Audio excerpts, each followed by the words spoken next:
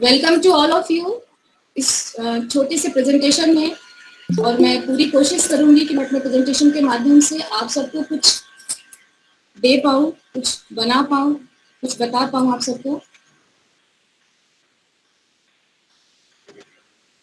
जब हम network marketing में काम को शुरू करते हैं तो बहुत से लोग हमें ऐसे मिलते हैं जो हमें हतोत्साहित करते हैं। ऐसे में हमें अपना आत्मविश्वास बनाए रखना है और दृढ़ निश्चय होना हमारा आवश्यक है, वरना हम उसमें फेलियर हमें हासिल होगा। और तो हमें कॉन्फिडेंट रहना है और अपने काम के प्रति पूरी तरह से डेडिकेटेड रहना है। कोई कुछ भी कहे, अगर हम दूसरों के कहने में आना शुरू कर देंगे तो फिर हम वहीं रुक जाएंगे, शायद हमारे पैर पीछे खिसकना शुरू हो जाए। तो हमें जब भी खासतौर से नेटवर्क मार्केटिंग का जो एरिया होता है ना, ये स्टार्टिंग मोड में जो होता है, जब जिसे सर लोग लर्निंग मोड कहते हैं, जब उसमें होता है, उस फेज में होता है, फर्स्ट फेज में, तो बहुत सारे चैलेंजेस आते हैं। वो आपने अगर नेटवर्क मार्केटिंग में एक दिन पहले कदम रखा हो, चाहे एक महीने पहले कदम रखा हो या एक साल पहले कदम रखा हो, डज नॉट मैटर। ऐसी चीजें मैटर नहीं करती हैं। ये चैलेंजेस आपको फेस करने ही पड़ते हैं। ये अलग बात है कि कोई उस चैलेंज को कैसे फेस करता है। अगर आपके अंदर वो टैलेंट है, आपके अंदर वो स्किल है कि आप उस चैलेंज को बहुत इजीली हैंडल कर लेते हैं, तो आपके लिए आगे बढ़ना बहुत इजी हो जाता है। तो मैं about lesson for success, overcome challenges in network marketing. जब नेटवर्क मार्केटिंग में आते हैं तो हमें कौन कौन से चैलेंजेस को फेस करना पड़ता है।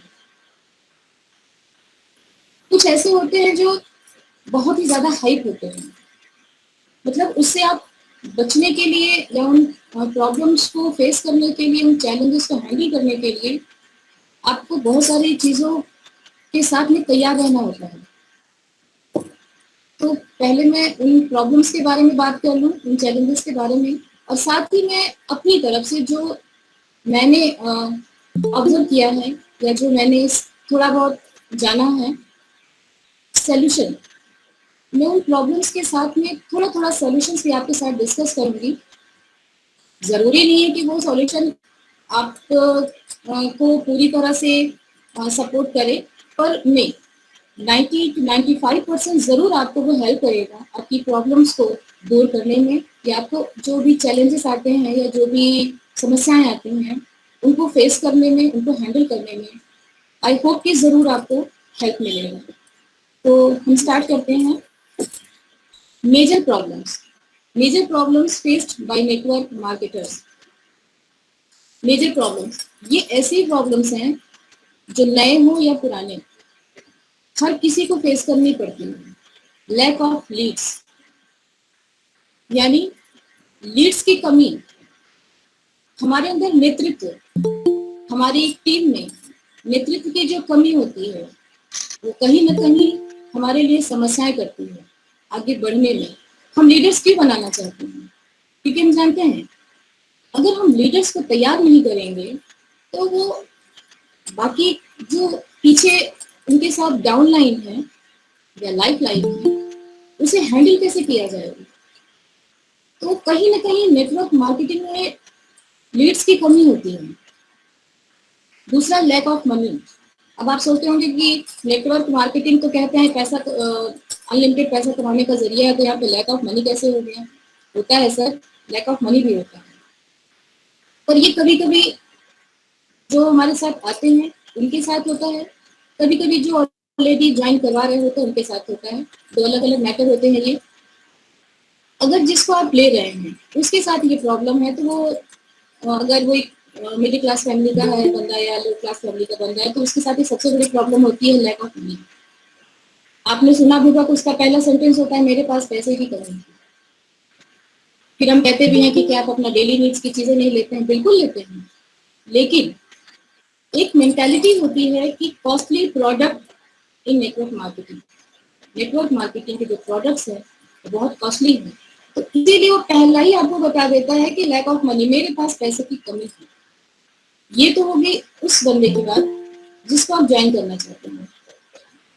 अब जो ज्वाइन करवा रहे हैं, जो हमारे लीडर्स हैं या जो भी हमारे हैं, डिस्ट्रीब्यूटर्स हैं, अगर वो कैश फ्लो को बैलेंस नहीं करते हैं, कैश फ्लो यानी जब आप किसी को ज्वाइन कराने जा रहे हैं तो हमारा टारगेट क्या होता है ना कि हम उसको कैसे भी करके कन्विंस करें, उसको प्रोडक्ट प्रोवाइड कराएं, है ना। इसके चक्कर में कभी कभी क्या होता है, हम प्रोडक्ट्स को उन्हें एक्स्ट्रा देते ही रहते हैं। प्रोडक्ट्स जो होते हैं उनके प्रमोशन के लिए फ्री सैंपल तो आप बिल्कुल दीजिए, लेकिन एक लिमिट पर। अगर आप उस लिमिट को बनाए नहीं रखेंगे तो ये जो कैश फ्लो की प्रॉब्लम है ना, ये डिस्ट्रीब्यूटर्स के साथ आने लगती है, और ये एक कमी है जिसे लीडर्स को हैंडल करना आना चाहिए। थर्ड है लैक ऑफ मार्केटिंग ट्रेनिंग। बिल्कुल हमारे साथ अगर हम देखें तो हमारे साथ तकरीबन हमारे डाउन लाइन में तकरीबन 100 से 125 के नीचे लगभग लोग हैं, लेकिन उनके पास कोई ट्रेनिंग नहीं, लीडर्स नहीं है। क्यों? क्योंकि वो सिर्फ आके जुड़ गए हैं। उनको मार्केट या जो नेटवर्क मार्केटिंग होती है इसकी कोई ट्रेनिंग नहीं है उनके पास। इस ट्रेनिंग को कैसे प्रोवाइड कराया जाए? थैंक्स ऑफ गॉड कि यहाँ पे ये ऑनलाइन जो सारा प्लेटफॉर्म हो गया, इसके चलते हम इस कमी की भरपाई करने में कहीं ना कहीं सक्षम हुए हैं, क्योंकि जो डिजिटल प्लेटफॉर्म के थ्रू हम बहुत सारे लोगों को अपने साथ जोड़ पा रहे हैं और इसके थ्रू उन्हें हम ट्रेन कर पा रहे हैं। उनकी जो भी कमियां हैं उन्हें हम दूर करने में सक्षम हो पा रहे हैं, क्योंकि मैं देख रही हूँ जो ये 57-58 दिनों से हमारी जो डिजिटल मीटिंग चल रही है, इसके थ्रू हमारी एक बहुत ही अच्छी ट्रेनिंग हो रही है। हमारे जो इतने बड़े गुरु हैं, हमारे आदरणीय माननीय नीरज सर जो हैं, उन्होंने जो ये सेशन स्टार्ट किए हैं, उस सेशन के थ्रू हमारी बहुत अच्छी ट्रेनिंग चल रही है, और शायद उस ट्रेनिंग का नतीजा ही है कि हमारी जो टीम है इसमें बहुत ही अच्छे अच्छे लीडर डेवलप हो रहे हैं। फोर्थ है lack of duplication. Lack of duplication means हम सीख तो ले रहे हैं पर हम सिखा नहीं पा रहे हैं। हमने तो सीख लिया, हमारे जो लीडर्स थे उन्होंने तो हमारे में उस चीज को भर दिया, हमें सिखा दिया, पर हम उसको अपने नीचे डुप्लीकेट नहीं कर पा रहे हैं। अगर डुप्लीकेट नहीं कर पा रहे हैं तो ये हमारी कमियां हैं और इन कमियों को हमें दूर करना है। जो नेटवर्क मार्केटर्स होते हैं वो कहीं ना कहीं डुप्लीकेशन में वीक होते हैं। अगर अपनी इस वीकनेस को वो दूर कर लें तो एक बहुत अच्छे लीडर बन जाते हैं। और जो हमारी जो नेटवर्क मार्केटिंग में जो बड़े बड़े लीडर्स हैं ना, उनकी ये सबसे बड़ी क्वालिटी है डुप्लीकेशन की।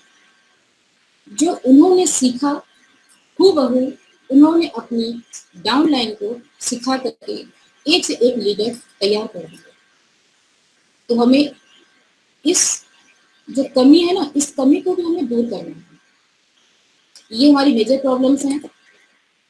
इसके बारे में बहुत डिटेल में नहीं, क्योंकि ये तो मेजर प्रॉब्लम्स हैं जो हम आए दिन फेस करते रहते हैं और जिसके बारे में हम अपने लीडर्स के थ्रू सीखते रहते हैं और इसको हम लर्निंग के थ्रू इम्प्रूव कर पाते हैं। पर कुछ ऐसी भी प्रॉब्लम्स होती हैं जिसको सॉल्व करने के लिए हमें अपने अंदर इम्प्रूवमेंट करना पड़ेगा। अब आप सोचते होंगे कि हाँ सीख के बिल्कुल हो सकता है, हर चीज़ को इम्प्रूव किया जाएगा। बिल्कुल सीख करके हर चीज़ को इम्प्रूव किया जा सकता है, लेकिन कुछ चीज़ें ऐसी हैं जिसे आप ऑब्जर्व करेंगे तभी कर पाएंगे। अब आप सब सोच रहे होंगे कि ऑब्जर्वेशन में और लर्निंग में अंतर क्या है? बहुत फर्क है। लर्निंग आपकी हैबिट को बनाता है, लेकिन जो ऑब्जर्वेशन होता है ये आपके अंदर बिहेवियर को स्टार्ट करता है। जैसे सामने वाला एक बच्चा है, उसकी आंख में आंसू है। अगर आपने सिर्फ लर्न किया है कि आंसू आने का मतलब है कि बच्चा रो रहा है, तो ये जरूरी नहीं है कि आंसू आने का मतलब बच्चा दुखी ही हो। मे भी वो उसको कुछ प्रॉब्लम हो, कुछ और समस्याएं हो। ये ऑब्जर्वेशन करने की चीजें होती हैं। अपने आसपास का जो हमारा माहौल होता है ना, ऑब्जर्व करें। हर चीजों को सिर्फ सीखा नहीं जाता है, ऑब्जर्व करके भी आप उसको अपने अंदर डेवलप कर सकते हैं। तो जो मेजर प्रॉब्लम्स हैं उन्हें तो आप लर्निंग के थ्रू सॉल्व आउट कर सकते हैं, लेकिन कुछ ऐसी प्रॉब्लम्स हैं जिन्हें आप जब तक ऑब्जर्व नहीं करेंगे आप उन्हें सॉल्व नहीं कर सकते। तो मेरा जो नेक्स्ट है उसे मैं आपको नेक्स्ट जो हमारी बाकी प्रॉब्लम्स उसको मैं डिस्कस करती हूँ।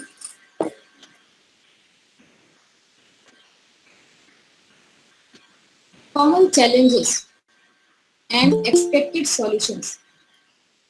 कॉमन चैलेंजेस, मैंने इसलिए इसको कहा कि ये ऐसी प्रॉब्लम्स हैं या चैलेंजेस हैं जो चाहे टॉप के लीडर्स हों या एकदम डाउन के लीडर्स हों या जो भी डिस्ट्रीब्यूटर हैं फेस करते हैं, और इसको सॉल्व करने के लिए आपको ऑब्जर्व करना आना जरूरी है। अगर हम इन चीज़ों के बारे में नहीं जानेंगे तो कहीं ना कहीं हमारा जो टीम है, हमारी जो टीम है वो उतना बेहतर परफॉर्म नहीं कर पाएगी, क्योंकि हम सिर्फ बिजनेसमैन नहीं हैं, हम सिर्फ यहाँ बिजनेस नहीं कर रहे हैं, हम लोगों की फीलिंग को भी समझने का प्रयास करते हैं। यहाँ पे हमारी एक फैमिली क्रिएट होती है। जब तक हम सामने वाले से अपने रिलेशन अच्छे नहीं रखेंगे, उनसे अच्छा रिलेशन मेंटेन नहीं करेंगे, बिजनेस को आप छोड़ दीजिए, आप इसकी स्टार्टिंग भी नहीं कर पाएंगे। मार्केटिंग एक नेटवर्क बनाना तो बहुत दूर की बात है, आप स्टार्ट भी नहीं कर पाएंगे। इसलिए रिलेशन मेंटेन करना बहुत जरूरी है। तो हमारा जो कॉमन चैलेंजेस है उसमें हमारा पहला है कन्विंसिंग। ये एक ऐसी प्रॉब्लम है जिसे आप प्रोस्पेक्टस के सामने जैसे ही आप जाएंगे वैसे ही पहली प्रॉब्लम आती है, लोग सुनते नहीं हैं हमारी बात को, वो सुनते नहीं, सुनते ही नहीं इन द सेंस वो मानना ही नहीं चाहते हैं कि जो आप कह रहे हैं वो उनके अच्छे के लिए है, उनके हित के लिए है, उनके ब्राइट फ्यूचर के लिए है। वो इस चीज को मानना ही नहीं चाहते हैं और आपकी बात को सुनना ही नहीं चाहते हैं। इसके लिए वो बहुत सारे आपको बातें कहेंगे। हम उन्हें कैसे कन्विंस, यहाँ पे कुछ हमारे जो सामने वाला बंदा हमारी बातों से कन्विंस नहीं हो रहा है, वो नहीं मान रहा है कि हम जो कह रहे हैं वो उसके ब्राइट फ्यूचर के लिए। कई बार तो ये भी होता है, सामने वाला सोचता है कि आप उसको, क्योंकि इसमें आपका फायदा है, उसका कोई फायदा नहीं है, आपको फायदा है। जो पहला थॉट आज का वर्म का समय, या आप अगर किसी पे पैसा भी दे दीजिए ना, कैश पैसा, तो इसमें डाउट आ रहा है कि जरूर कोई बात है। इसी सामने वाले को अपनी बात के लिए कन्विंस करना आना बहुत जरूरी है, वरना आप उसके हित कितने भी दीजिए, आप बोल दीजिए कि ये अमृत है, इसको पी लोगे तो अमर हो जाओगे ना, तो भी वो आपकी बातें विश्वास नहीं करेगा। वो बोलेगा जरूर इसकी कोई बात है या जरूर इसकी कोई चाल है। तो सर इसलिए कन्विंस करना बहुत जरूरी है सामने वाले को कि वो आपकी बात को सुने। इसके लिए मुझे जो लगता है, मैंने जो एक्सपेक्टेड सॉल्यूशन जो मैंने वहाँ सोचे हैं, एक्सपेक्टेड सॉल्यूशन मैं इसलिए बार बार कह रही हूँ क्योंकि जरूरी नहीं कि जो हम आपको बता रहे हैं वो ही आपके साथ काम करे, पर हाँ आई एम श्योर कि 90% ये सॉल्यूशंस आपके साथ काम करेंगे। अगर इन सॉल्यूशंस को आपने फॉलो कर लिया तो आई होप कि 90% आप सामने वाले को कन्विंस कर पाएंगे। तो मेरी जो एक्सपेक्टेड सॉल्यूशंस है कन्विंसिंग के लिए वो है, पहले केयर अबाउट प्रोस्पेक्टिव नीड और प्रॉब्लम। हमें किसी को अपने प्लान के बारे में बताने से पहले हमें इस बात का ध्यान रखना चाहिए कि सामने वाले की नीड क्या है, उसकी प्रॉब्लम क्या है। अब उसकी समस्या पेट दर्द की है और उसे हम सर दर्द की दवा देंगे तो आप कैसे सोच सकते हैं कि वो आपकी बात को मानेगा। इसलिए ये जानना जरूरी है हमारे लिए। कि सामने वाले की प्रॉब्लम क्या है, उसकी ज़रूरतें क्या हैं। ये पहले हमें जानना ज़रूरी है। उसके बाद हमें स्पीक लेस एंड लिसन मोर। हमें सामने वाले के साथ में बोलना कम है, सुनना ज़्यादा है। ऐसा इसलिए हम कह रहे हैं कि जब तक सामने वाला बोलेगा नहीं, अपने राज खोलेगा नहीं। वो जितना ज़्यादा बोलेगा, उतना ही ज़्यादा वो आप समझिए आपकी प्रॉब्लम को कम करेगा। उसका बोलना आपके लिए सॉल्यूशन का काम कर सकता है। इसलिए कोशिश करिए, अगर वो जैसे आपने एक प्रोडक्ट के बारे में मान लीजिए आपने उन्हें बताया कि भाई ये गामा रिजॉन है और उसने अपनी प्रॉब्लम बताई कि हाँ भाई मुझे थायराइड की प्रॉब्लम है या बीपी की प्रॉब्लम है, तो आप झट उसको गामा रिजॉन मत बताइए कि हाँ ये गामा ठीक है, तुम्हें थायराइड की प्रॉब्लम है, चलो तुम गामा रिजॉन यूज करो। नहीं, आप पूछिए अच्छा अच्छा और क्या कम है, अच्छा अच्छा हो सकता, हाँ हाँ बिल्कुल। आप 2 शब्द बोलिए और उस सामने वाले से 20 शब्द बुलवाने की कोशिश कीजिए, क्योंकि कह रहा है ना जितना वो बोलेगा उतने अपने राज खोलेगा और वो आपके लिए बहुत ही हेल्पफुल है। तो please speak less and listen more. Third है take good knowledge of product and company. आप जिस भी कंपनी का प्रोडक्ट, जैसे आरसीएम का जो भी प्रोडक्ट है और आरसीएम कंपनी, इसके बारे में आपकी जो नॉलेज है ना वो डेप्थ की होनी चाहिए और एथेंटिक होनी चाहिए।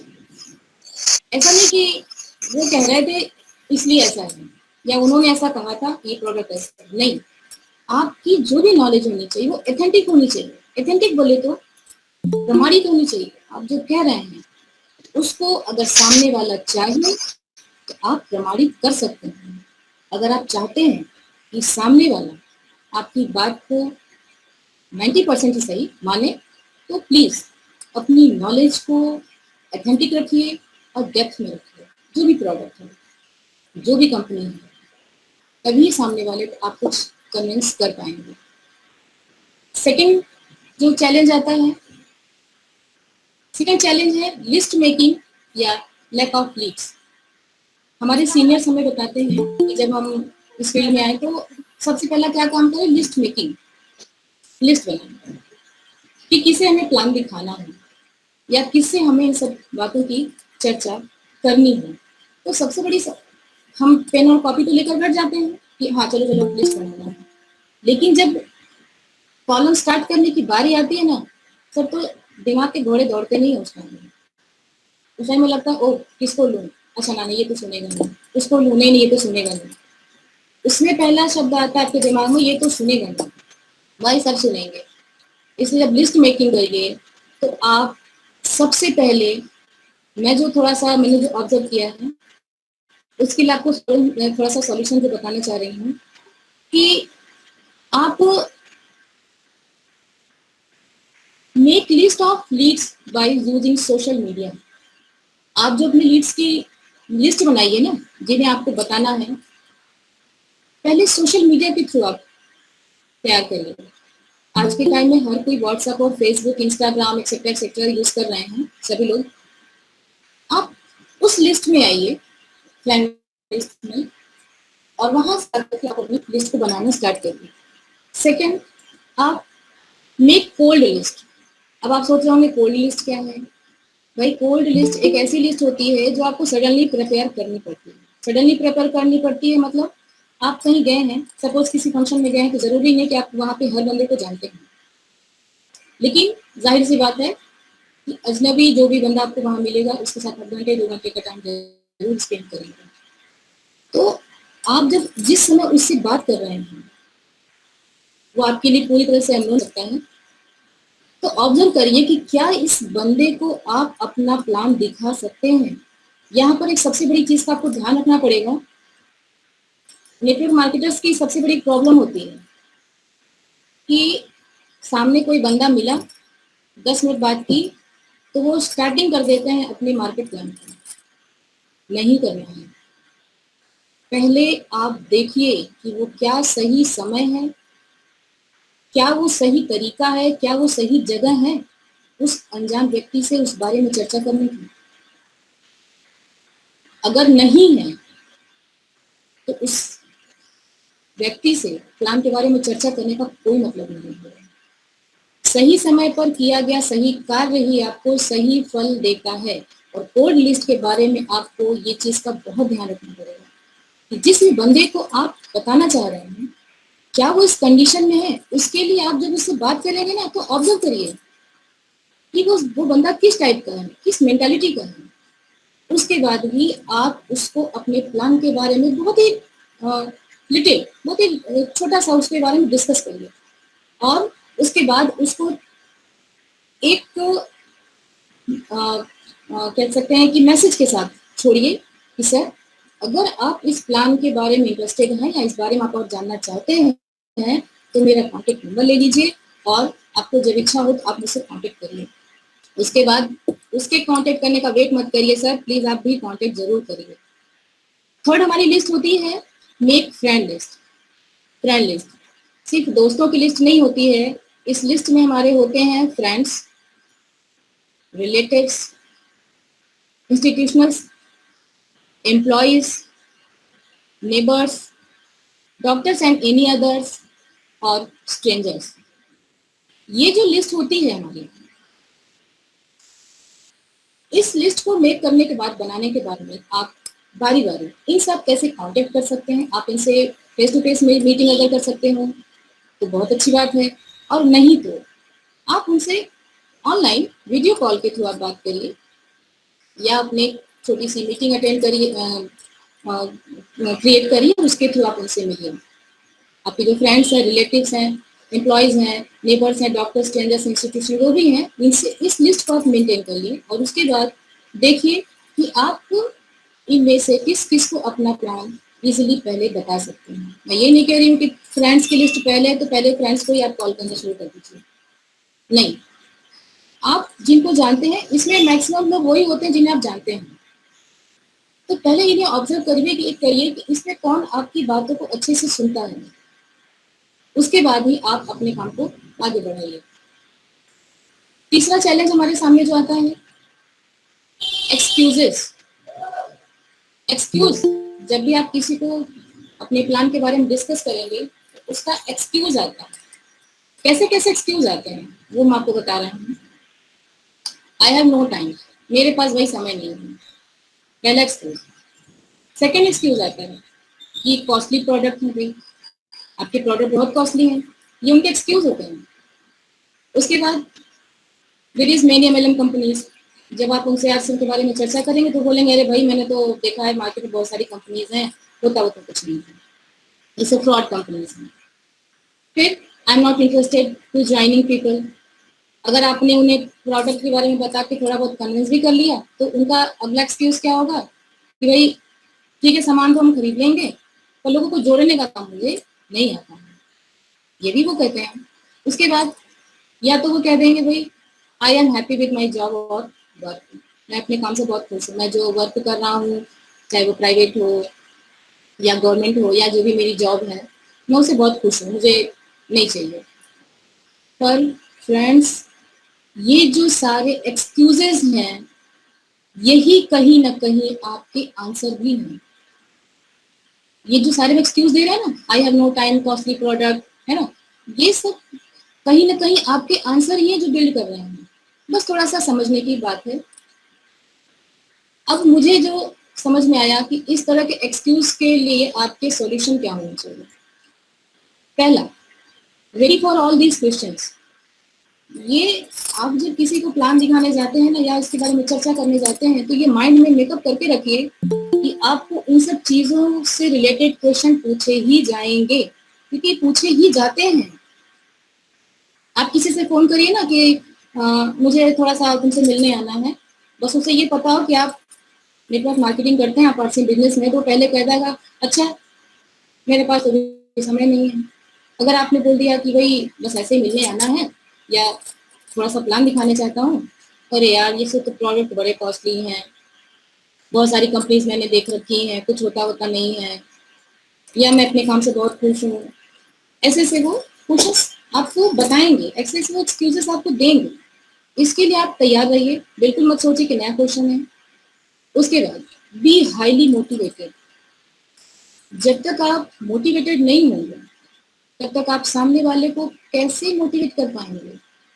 जब आप ही के पास पैसे नहीं है तो आप सामने वाले को कैसे दे पाएंगे। भाई अगर किसी ने मुझसे मांग लिया कि भैया मुझे 100 रुपये चाहिए दे दो, जब तक मेरे पास 100 रुपये नहीं होगा हम कैसे सामने वाले को दे सकते हैं।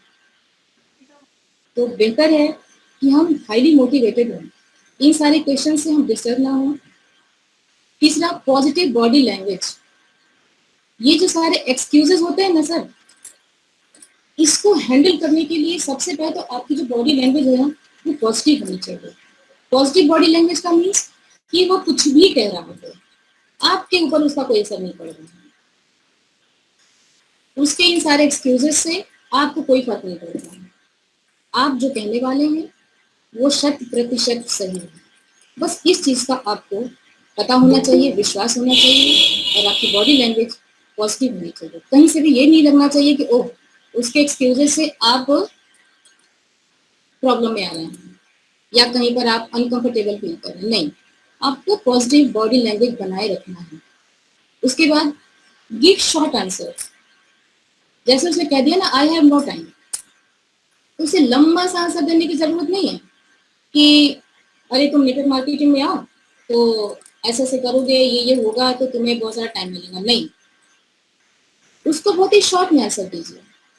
अच्छा यू हैव नो टाइम, तो वही तो मिलना है इसमें।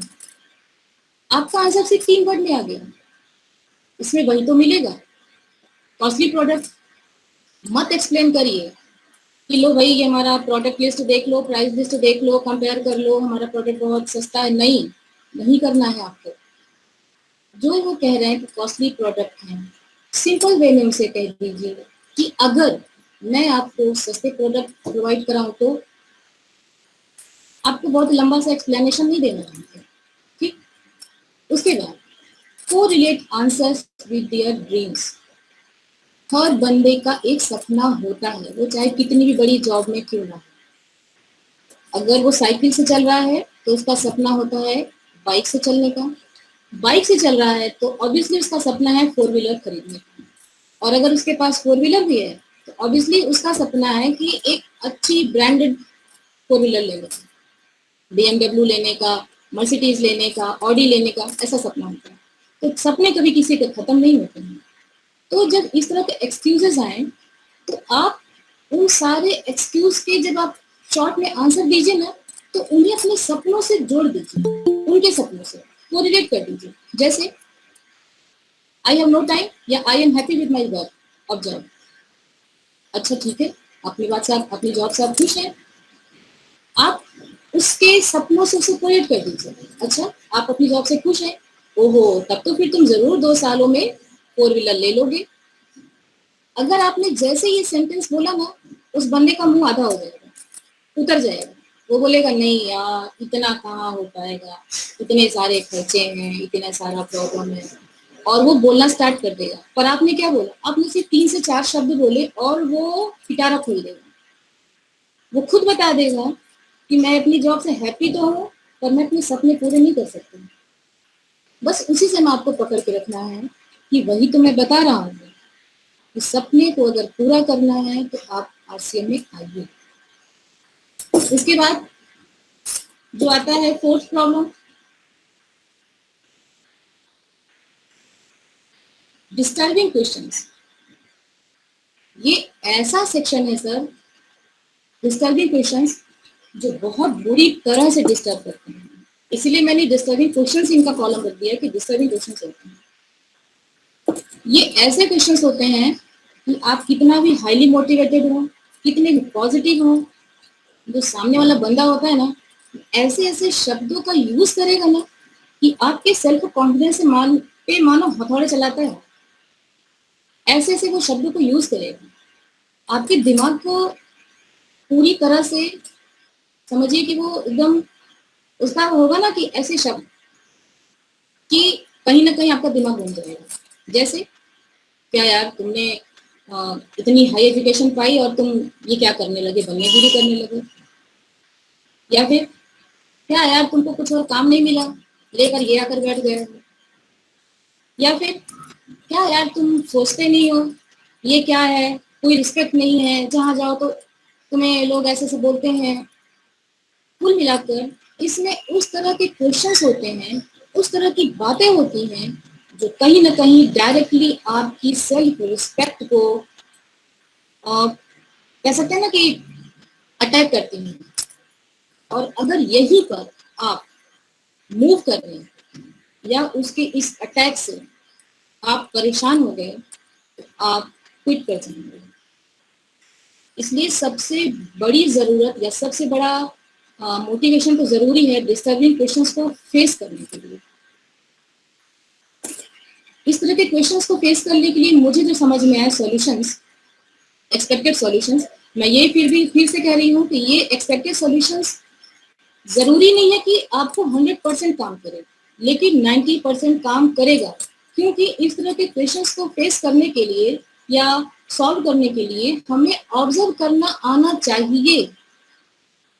जरूरी नहीं है कि सामने वाला, जो मैंने आपसे बोला ना कि भैयागिरी करने लगे, जरूरी नहीं कि आप वही आंसर दो जो मैं आपको बताऊं। क्योंकि जब उसने आपसे ये शब्द कहे तो उस समय आपका जो दिमाग है वो कितना बैलेंस में रहा, ये आपके आंसर को इफेक्ट करेगा। इसलिए सबसे पहले तो आप जो काम करिए, ऑलवेज बी पॉजिटिव, हमेशा पॉजिटिव रहो। आप जो कर रहे हैं वो बहुत ही अच्छा काम है, उसमें कोई बुराई नहीं है। अपने पे आप विश्वास कीजिए। आप किसी को पान और गुटखा खाने को नहीं कह रहे हैं। बनियागिरी करने का क्या मतलब है? ठीक है, अगर आप तेल साबुन लगाना खाना छोड़ दो, मैं बनियागिरी करना छोड़ दूंगी। बिल्कुल भी आपको इस तरह की बातों से डिस्टर्ब नहीं होना है। इसलिए हमेशा पॉजिटिव रहें। उसके बाद डू नॉट गेट एग्रेसिव।